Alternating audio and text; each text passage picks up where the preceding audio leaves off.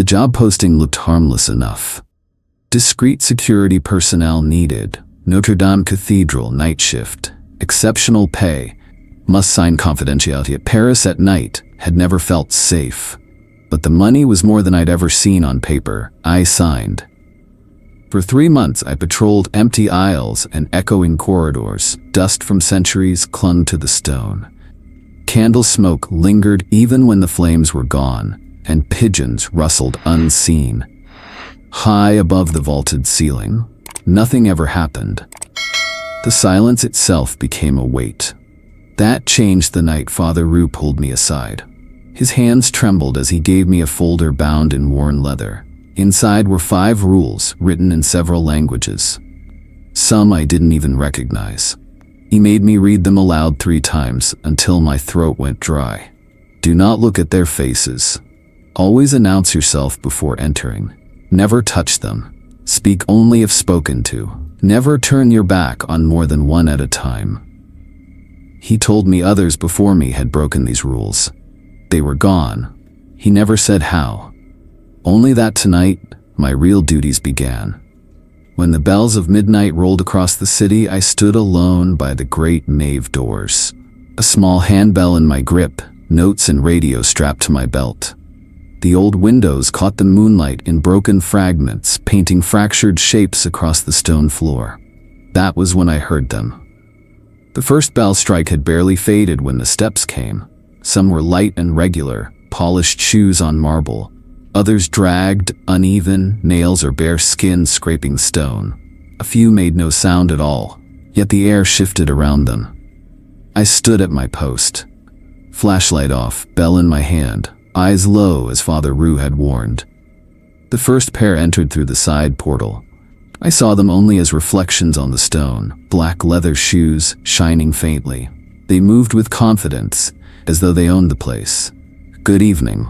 My voice tight. Rule 4. They passed without reply. More followed, sandals bound in fabric, bare feet, long toenails clicking. One pair shuffled closer, damp, limestone scent, like after a storm. Good evening, a whisper answered. Layered, guttural, 2 voices overlapping. I froze. My eyes locked on their toes scraping across the floor. I didn't look higher, I didn't dare. The procession stretched on, some glided, robes brushing across the stone. The hiss of wind moved through broken glass above. Rule 1 pulsed in my skull. Do not look at their faces. My eyes burned to glance up, but I kept them low. On shoes, on shadows, on shapes that didn't match the bodies above them. Half an hour passed. I announced myself again and again. Some ignored me. Some murmured back, in English, Latin, or something older. Once, near the transept, I nearly broke. Scaled feet glistened in candlelight. Talons tapped against the stone. My jaw clenched. My whole body ached to look up.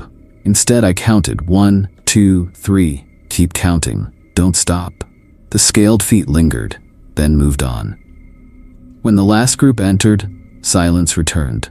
My pulse slowed. My hands still shook. My radio crackled once and died into static. Behind the closed doors of the chapter hall, voices rose and fell in alien tongues.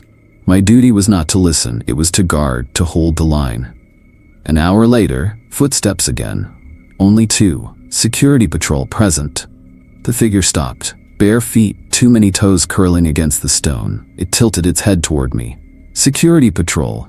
The words echoed back in English. Noted. My throat tightened. I kept the bell steady. The figure moved on. Later, a voice from the restroom stalls. No feet visible, but the door trembled. Acknowledged guard. 2 voices braided into one. I stepped back. Rule 3. No contact, no investigation. By 4 in the morning, they began to leave. Clusters of footsteps, fabric dragging. But one group paused, scaled feet again. Talons scraping beside me. You follow instructions well. The voice came from above my head. I didn't look. I stared at those scaled feet until my vision blurred. Father Roux chose wisely. Thank you. The whisper was short, aloud. The feet moved on. When the last sound died, silence returned. Only me. Wax smoke. Ash falling faintly from the rafters. Father Roux appeared, carrying 2 cups of bitter coffee. His robe dusted with soot. Well done, Julian. You will do this again next month. The bell in my hand felt heavier, not the weight of metal, the weight of an initiation. The job posting looked harmless enough. Discreet security personnel needed. Notre-Dame Cathedral. Night shift. Exceptional pay. Must sign confidentiality agreement. Paris at night had never felt safe. But the money was more than I'd ever seen on paper. I signed. For 3 months I patrolled empty aisles and echoing corridors. Dust from centuries clung to the stone. Candle smoke lingered even when the flames were gone. Above the vaulted ceiling, pigeons rustled unseen. Nothing ever happened. The silence became its own kind of weight. That changed the night Father Roux pulled me aside. His hands trembled as he gave me a folder bound in worn leather. Inside were 5 rules, written in several languages. Some I didn't recognize. He made me read them aloud 3 times until my throat went dry. Do not look at their faces. Always announce yourself before entering. Never touch them. Speak only if spoken to. Never turn your back on more than one at a time. He told me others before me had broken these rules. They were gone. He never said how. Only that tonight, my real duties began. When the bells of midnight rolled across the city, I stood alone by the great nave doors, a small handbell in my grip. Notes and radio strapped to my belt. The old stained glass caught the moonlight in broken shards, painting fractured shapes across the stone floor. That was when I heard them. The first bell strike had barely faded when the steps came. Some were light and regular, polished shoes on marble. Others dragged, uneven, nails or bare skin scraping stone. A few made no sound at all, yet the air itself shifted. I stood at my post, flashlight off, bell in hand, eyes lowered, just as Father Roux had warned. The first pair entered through the side portal. I saw them only as reflections on the stone, black leather shoes faintly shining. They moved with confidence, as if they owned the place. Good evening. My voice tightened my throat. Rule 4. The words echoed. They passed without reply. More followed. Sandals bound in fabric, bare feet, long toenails clicking with each step. One pair shuffled closer, damp, carrying the smell of wet limestone after rain. Good evening, a whisper answered. Harsh, guttural. 2 voices overlapping in one. I froze, eyes fixed on their toes scraping across the stone. I didn't look higher. I didn't dare. The procession stretched on. Some glided, robes trailing across the floor. The sound of fabric mingled with the hiss of wind creeping through broken glass above. Rule 1 pulsed in my skull. Do not look at their faces. My eyes burned to glance up, to confirm I was guarding people and not phantoms. But I held firm. Shoes, feet, shadows that didn't match the bodies above them. Half an hour passed. I announced myself to each cluster. Some ignored me. A few murmured back, in English, Latin, or something older. I jotted notes without looking down for long. Peripheral vision locked on movement. Once, near the transept, I almost broke. Scaled feet, glistening in candlelight, talons tapping softly against the stone. My jaw clenched until my ears hurt. The urge to lift my eyes was overwhelming. Instead, I counted. 1, 2, 3. Keep counting. Don't stop. The scaled feet lingered, then moved on. When the last group entered, silence fell again. My pulse slowed. Hands still shook. I let out a breath I hadn't realized I was holding. My radio crackled once, then died into static. Useless. Behind the old chapter hall doors, voices rose and fell in tongues I couldn't follow. I stayed at my post, eyes down, muscles braced. The job wasn't to listen, it was to guard, to keep the boundaries. An hour later, steps again. Only 2. Security patrol, present. The figure stopped, bare feet, with more toes than should fit on a human foot. Slowly, its head tilted toward me. Security patrol, it repeated my words, heavy, accented, noted. My throat tightened. I forced my hands steady on the bell. The figure moved on. Later, a voice from the chapel stalls. The door trembled, no feet visible. Acknowledged guard. 2 voices braided into one. I stepped back at once. Rule 3, no contact, no investigation. By 4 in the morning, they began to leave. Footsteps in clusters, fabric dragging. One group paused, scaled feet again, talons scraping the floor beside me. "You follow instructions well." The voice came from above my head. I didn't look. I stared at the scaled feet until my vision blurred. Father Rue chose wisely. "Thank you." My whisper short, exact. Within the rules, the feet moved on. When the last sound died, silence claimed the cathedral. Only me. Wax, ash falling faintly from the rafters. Father Rue appeared. 2 cups of bitter coffee. His robe dusted with soot. "Well done, Julian. You will do this again next month." The bell in my hand felt heavier. Not just metal. Something else, as if it knew. This wasn't survival of a shift. It was an initiation. The next month, I wasn't alone anymore. Father Rue, you introduced him before the doors were sealed for the night.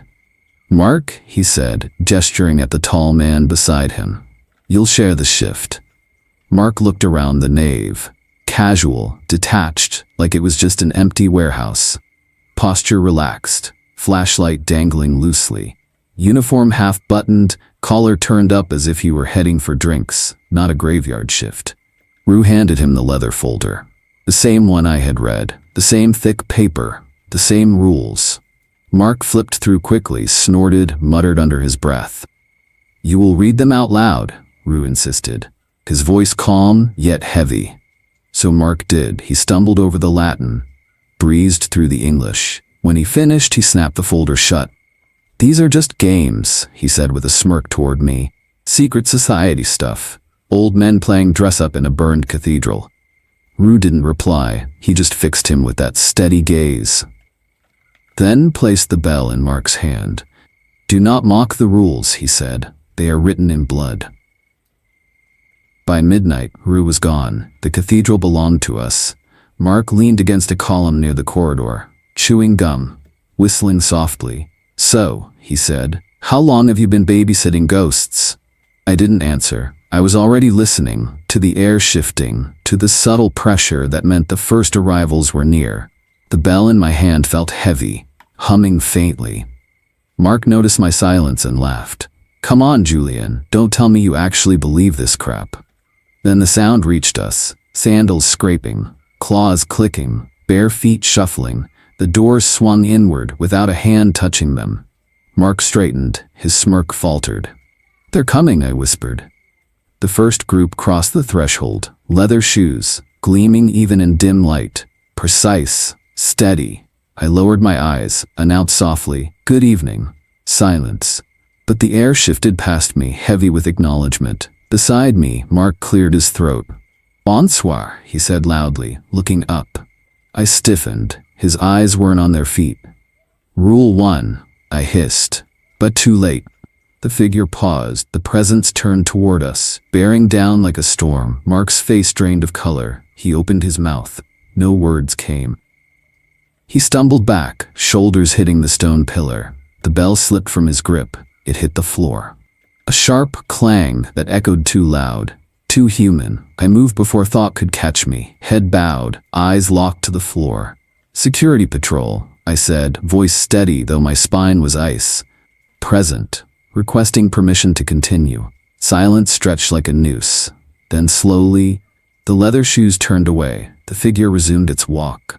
The sound faded into the nave. Mark sagged against the pillar, breathing hard, lips moving soundlessly, praying or swearing.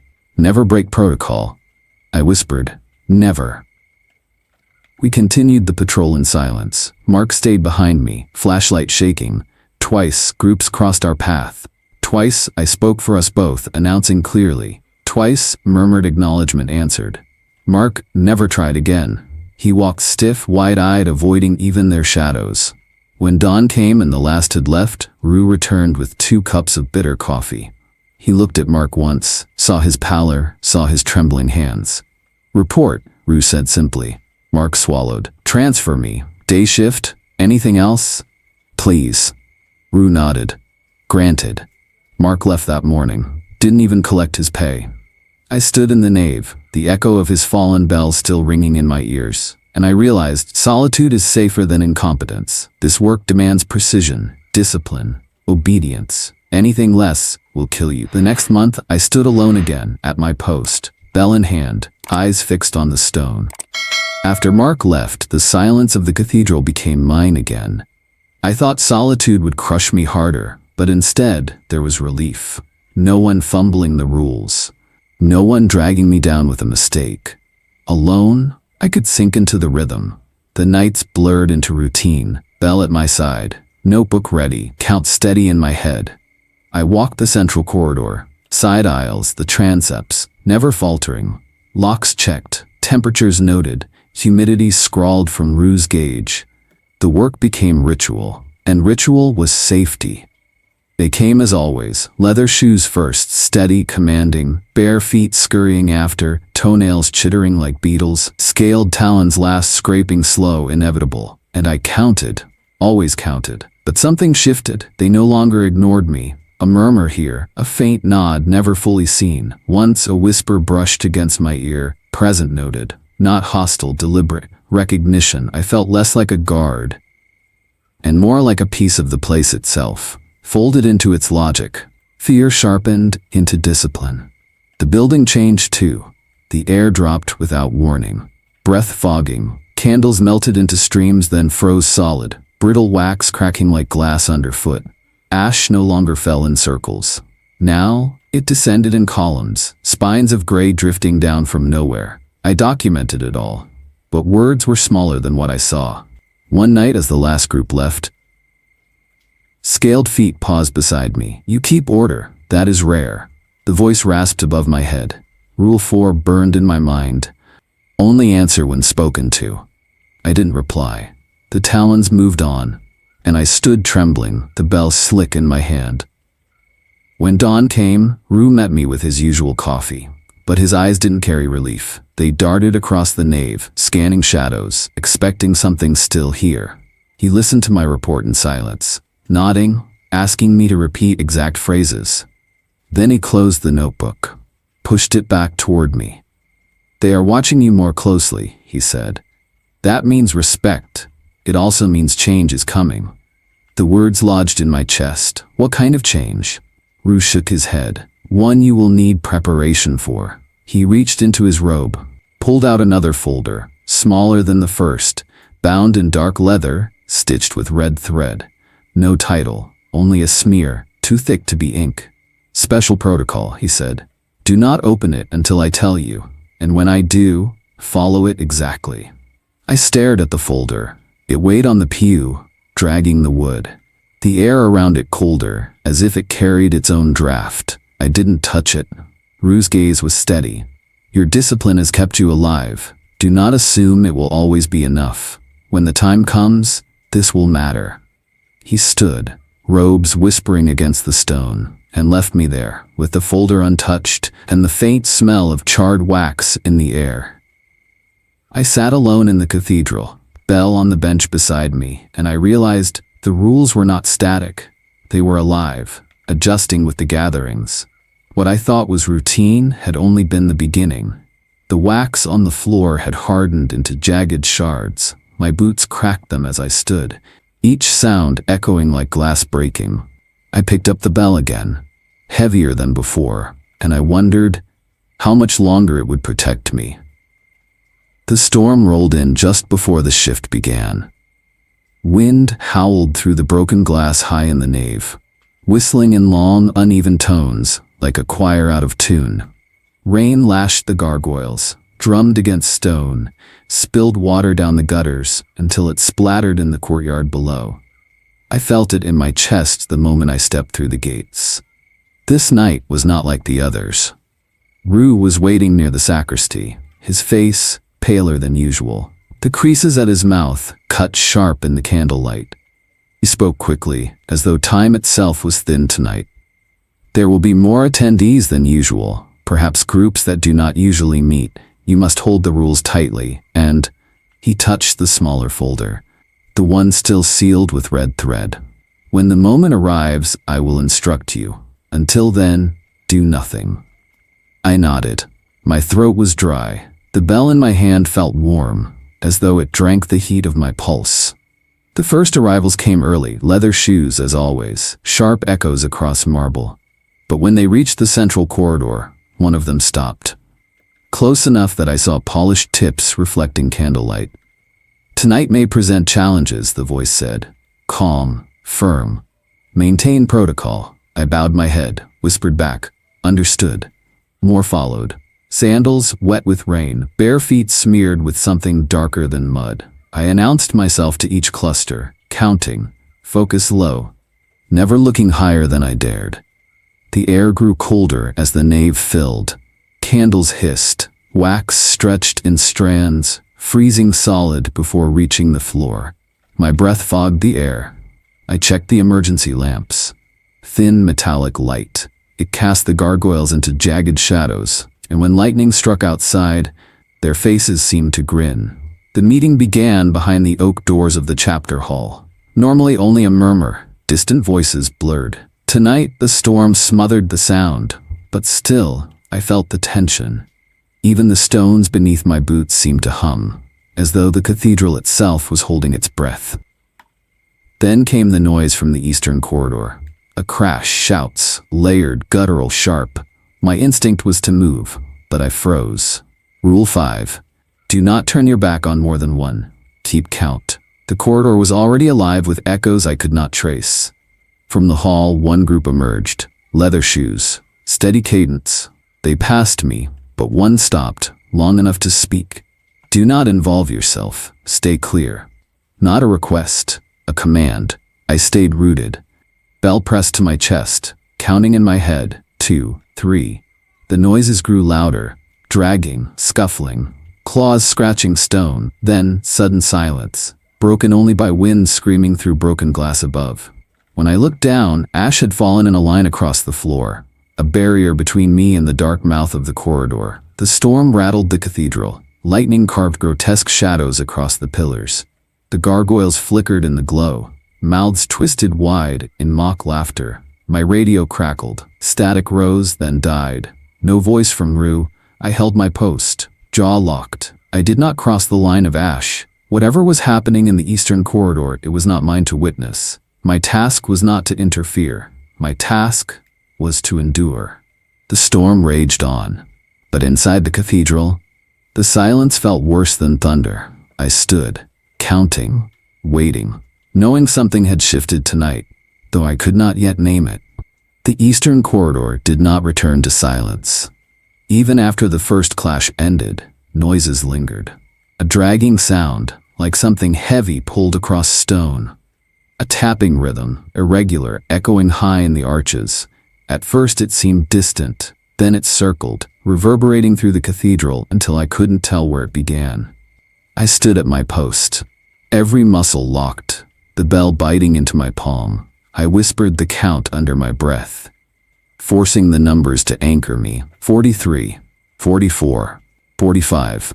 If I let the rhythm slip, if I faltered even once, the corridor felt ready to swallow me whole. 20 minutes passed this way, my throat raw from whispering, my ears straining to separate thunder from footsteps, dragging from tapping. The storm outside hammered the stained glass. Flashes of lightning ripped the nave in violent intervals. Each time, I expected to see something, standing in the ash line I dared not cross. Each time, there was only emptiness. I tried the radio again. Static. No Rue. The sound was harsher than the storm, like teeth gnashing in the dark. I shut it off before it drove me mad. When the oak doors of the chapter hall finally opened, I almost dropped the bell. The attendees emerged in disarray. Not the orderly procession I had come to expect. Their steps faltered, uneven. Some leaned against walls, shadows distorted across stone. I smelled iron, sharp, metallic, mixed with wet fabric, and smoke.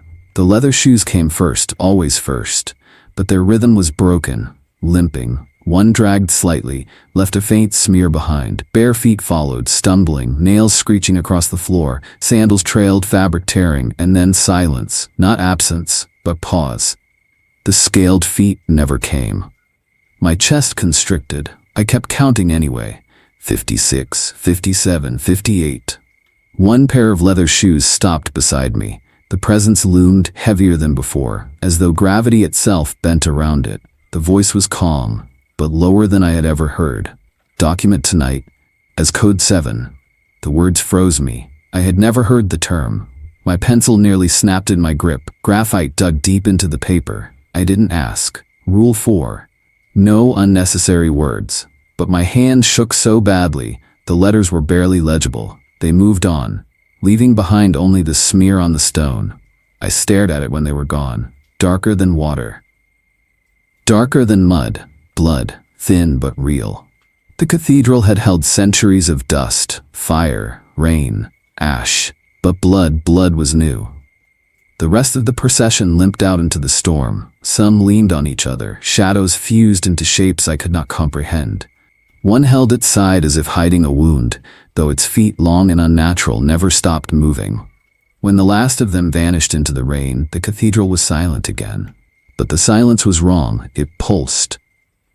Like breath held by the building itself. I bent to examine the smear left by the dragging shoe. It stretched from the eastern corridor to the nave doors. A faint line, invisible except when caught by candlelight. My fingertips hovered, then I pulled back. Rule 3. No contact. Instead, I logged every detail. Smell, metallic, pattern, uneven drag, interrupted by pauses. Approximate length 20 meters. Code word given, Code 7. My handwriting blurred. My hand trembled so badly I could barely keep the pencil steady. When I finished, I sat on the pew, pressed the bell against my chest, tried to steady my breathing. I had survived again. But this time, survival didn't feel like enough. The storm eased before dawn. But inside, the cathedral stayed cold. I watched drops fall from a gargoyle's jaw outside, striking stone with hollow notes. They sounded too much like ticking, counting, reminding me of numbers I dared not forget. I closed my logbook and realized that the word Code 7 would follow me into every night after. Whatever it meant, it had marked me as a witness. The days after Code 7 felt heavy. Even outside the cathedral, Paris itself seemed different. Streets too quiet at night, strangers' eyes lingering too long. The logbook sat in my apartment like a loaded weapon. I never opened it outside of duty. But just knowing the words were inside, Code 7, was enough to sour the air around me. When I returned for my next shift, Rue met me. Not with another warning. Not with another lecture. Instead, he offered me a sealed envelope. Inside was a letter, stamped with the seal of the Archdiocese, commending my service. My pay had doubled. A separate note from Rue read, "Your diligence has preserved order. The Church acknowledges your discipline." For a moment, I allowed myself to feel pride, not relief, not joy, but something colder, recognition. I was seen, not just by Rue, but by whatever stood behind those doors each month. Still, the nights didn't get easier. Each announcement echoed harder in the nave, as though the cathedral itself listened. The attendees acknowledged me more often, murmured words that pressed into my ears long after they passed. The line between survival and participation was thinner than before. It was during one of these nights that she appeared. Her name was Sister Amelie. Rue introduced her at dusk, before the first bell. She was younger than him, but her eyes carried the same exhaustion.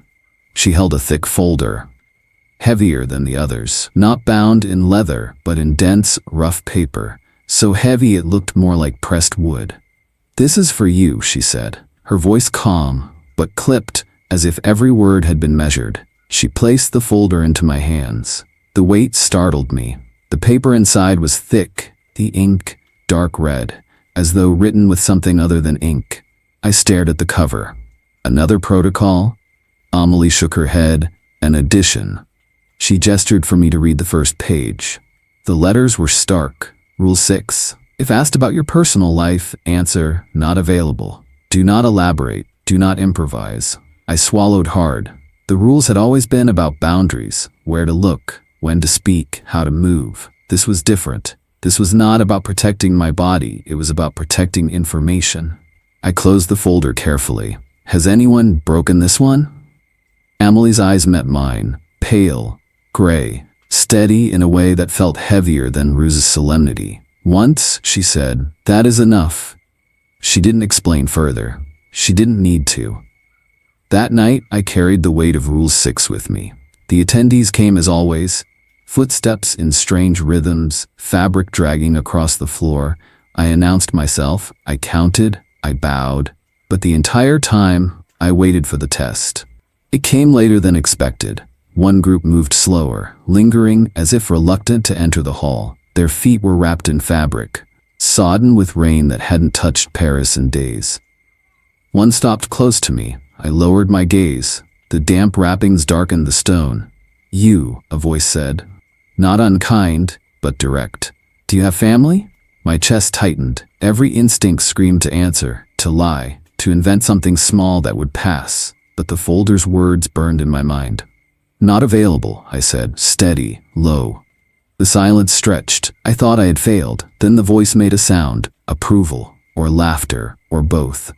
The fabric-wrapped feet moved on, trailing water as they went. I exhaled only after they were gone. My pencil shook as I wrote the entry, but the letters were clear. Rule 6 tested. Response accepted.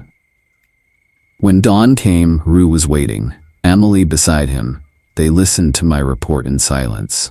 When I reached the question, Rue's face didn't change, but Amélie gave the faintest nod. "You did well," she said. "They will ask again. They always do." The folder was still in my hand, heavier now that I knew what it protected. Not my face, not my body, but my past, myself. I realized then, the rules weren't just about survival. They were about erasing me, until I was nothing but function. A bell, a voice, a presence that kept order, nothing more. As I left that morning, the gargoyles on the roof dripped rainwater onto the cobblestones. The drops struck in rhythm, steady as a metronome. It sounded like waiting. It sounded like patience. I tightened my grip on the folder. Whatever change Rue had warned of, it had already begun. The doors opened earlier than expected. It was only just past midnight when the first figure entered. That alone was enough to put me on edge. Attendees never broke pattern. They came at set intervals, as though bound to a clock no one else could see. I knew it was different, even before I saw the feet. The sound, or rather the lack of it, announced the difference. Most footsteps echoed, leather on stone, nails dragging, scales tapping. This one was silence. The boots touched the floor but made no noise at all. Not even the faint scrape of weight shifting. I forced my eyes down. Silver, not leather, not fabric, not scales, metal. Seamless, bright, even in the weak candlelight. They reflected the broken colors of stained glass, sharp streaks of red and blue cutting across the marble. Security patrol, present. My voice was even. The bell in my hand caught the flicker of flame. The boots paused. Inches away, I braced for silence. But instead, "You've worked here long?" The voice was smooth, deliberate, English with an accent I couldn't place. Rule 6 flashed in my head. If asked about personal life, not available. Not available. My voice did not shake. The silence that followed felt heavier than the storm 2 weeks earlier. The boots didn't move. I could sense weight above me, and a tension pressing down like hands on my skull. Then the voice returned. "That is the correct answer." I should have felt relief. Instead, my skin prickled, as though the air had grown too thin. The boots shifted, moving past me, silent as before. I thought it was over. But then, just before reaching the corridor to the hall, they stopped again. The voice lowered, almost conversational. "You are wasted here. Rue gives you scraps for loyalty. I can offer you more. Triple your pay. Work where rules are. Flexible." The words hit harder than any test I had faced. My pulse spiked. My throat went dry. No rule covered bribery. No folder told me how to refuse without consequence. Silence would be weakness. My grip on the bell tightened. The edge cut into my palm. I forced words out. "Rules create stability." The echo vanished quickly into the vaulted ceiling, leaving only the hiss of candles. The boot stayed still. Too still. Then a whisper pressed directly against my ear. "Structure serves a purpose. Rue chose wisely." The boots moved again, vanishing into the corridor without a sound. I stood frozen for a full minute before realizing I had stopped counting. My logbook slipped from under my arm, pages smacking against the stone. I scrambled to recover, hands trembling too badly to hold the pencil. I wrote anyway. The words messy but clear enough. Early attendee, metallic boots, spoke directly, bribery attempt. Response, adherence to rules. I underlined the last sentence twice. The rest of the night unfolded as usual. Attendees passed in clusters, silent or murmuring, acknowledging only when necessary. But every step echoed against the memory of those boots, silent, gleaming, leaving no trace on the floor. By dawn, when Rue returned, I almost told him. Almost. But when I looked at him, tired eyes, calm voice, I realized something. He already knew. He had chosen not to warn me. Instead, I reported mechanically, omitting the offer, including only essentials. Rue listened, then nodded. You managed well. Some will test you more directly. You must hold the line, always. His tone was measured, but his eyes flickered. He understood exactly what had transpired. He didn't need me to confirm it. When I stepped out into the Paris morning, the city felt quieter than usual. The bells of Notre-Dame had not rung, yet a faint metallic resonance lingered in my ears. I wasn't sure if it was the cathedral, or memory of those boots. Either way, the sound stayed with me, all the way home. They started assigning me trainees. It happened quietly, no announcement, no fanfare. One evening, instead of Rue handing me the logbook at the sacristy, there was a boy standing beside him. Not much younger than me, maybe 24. Nervous hands that couldn't stay still. His name was Henry. His eyes darted constantly, never resting on one thing for long. This one will shadow you, Rue said simply. Teach him. The words landed heavier than I expected. Teach him? I had barely learned how to survive myself, but I didn't argue. That wasn't allowed. Henry followed me through the nave that night, clutching his bell too tightly, knuckles white. I saw in him the same fear I once had, the instinct to look too high, to ask too much. I repeated Rue's words to him, steady, as though they were mine now. Eyes low, announce yourself, count, do not improvise. He nodded quickly, swallowing hard. The attendees came as they always did. Leather shoes first. Steady and sure. I made Henry announce himself. His voice cracked on the first attempt, but he got the words out. Security patrol, present. The shoes passed without pause. Henry's shoulders dropped in relief. Later, bare feet with clawed nails clicked against the stone. Henry froze. I leaned close, whispering, say it, now. He stammered through the words. The claws slowed, tapping twice against the floor before moving on. Henry nearly collapsed with the breath he released. I kept my expression cold. I remembered my first night, how easy it would have been to break. But I also knew what breaking cost. If Henry was to survive, he had to learn quickly. When the shift ended, Rue listened to my report. He gave only one comment. You kept him alive. That is enough. But it wasn't just Henry. 2 weeks later, another arrived. Then another. Soon I was the one reciting the rules, not Rue. I taught them how to grip the bell, how to steady their breathing when silence pressed too hard, how to log without losing count. The strange thing was, they listened to me, not just the new guards, the attendees. They had begun to treat me differently. Differently. A nod from the leather shoes, a pause that felt respectful rather than threatening. Once, when one of the scaled feet lingered too close to Henry, I raised my bell slightly. The figure stepped back, without a word. That was when I understood. This wasn't just security, it was neutrality. I wasn't guarding the cathedral from them, I was guarding them from each other.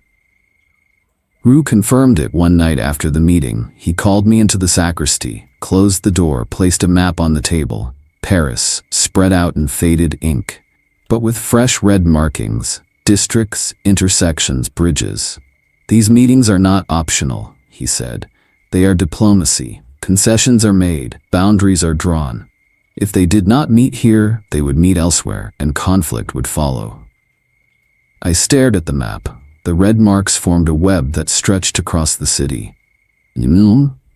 Rue's gaze hardened. Your neutrality prevents larger conflicts. Your discipline holds the structure together. The words rang in my ears for days after. My neutrality, my silence, my refusal to break the rules. It wasn't just about keeping myself alive. It was about keeping something far larger intact. Weeks passed. The trainees came and went. Some lasted. Most didn't. Those who faltered were quietly reassigned, or perhaps worse. I never asked. Asking was dangerous. And then one dawn, Rue offered me something different. He slid a plain folder across the table. No red ink, no heavy seals, just a single page inside. Senior Security Coordinator. I read the words twice, 3 times, unable to believe them. You lead, Rue said simply. Train the guards. Maintain the protocols. Be the structure when I cannot. The silence that followed felt immense. Part of me wanted to refuse, to cling to anonymity. But another part, the part that had survived every test, that had looked down at silver boots and said no, knew the choice had already been made. I nodded once. I'll accept. Rue didn't smile. He only placed a hand on the folder, pushed it fully into my grasp. Good. Remember, your role is not power. It is balance. That balance is all that stands between peace and collapse. That night, when the attendees arrived, I stood straighter at my post. My voice carried clearer across the nave. The silence after each announcement felt different, not empty, acknowledging. But as dawn bled into the Paris sky, I felt something else rise inside me. Not pride, not fear, something sharper, responsibility, and beneath it, buried deep, a new unease. Because if I was now part of the structure, then I was no longer invisible, and being seen by them was its own danger. The night began like all the others, candles lit, shadows stretching long across the nave. My notebook and bell in place, routine was my shield. But I had already learned, in this place, routine was fragile. The first hour passed in quiet procession. Shoes, claws, sandals, feet that left no mark. I announced myself, counted, logged, kept the rhythm steady. Even the silence between their movements had a pattern, until it didn't. It happened just after 2 in the morning. A sound sharp enough to cut through the cathedral's belly. Glass breaking. Not the wind rattling stained glass, not thunder shaking the rafters, but something deliberate. A shatter, followed by a chorus of voices raised too high, too fast. The noise came from behind the heavy doors of the chapter hall. My orders were clear. Never open them. Never interrupt. My post was the nave. But I could feel the vibration of it in the stone floor beneath my boots. The kind of chaos that bled through barriers. I gripped the bell hard enough to make my palm ache. Static crackled in my radio. For a moment, I thought Ruse's voice would come through, steady and calm, as always. But all I heard was a phrase from inside, muffled by oak and stone. Minor accident. The words were carried by a voice not meant for me, yet they pierced through the air as though whispered at my ear. My skin prickled. Minutes crawled past. Then, the doors opened. A figure stepped out, clutching its side. Dark fluid leaked between its fingers, too thick to be only blood. It staggered, leaned against the wall, leaving smears that hissed faintly when they touched the stone. I froze 3. No touch, no contact. But the figure looked at me, or at least turned toward me. Its face was mercifully hidden by the hood of its robe, but its posture was desperate. Guard, it rasped. Aid.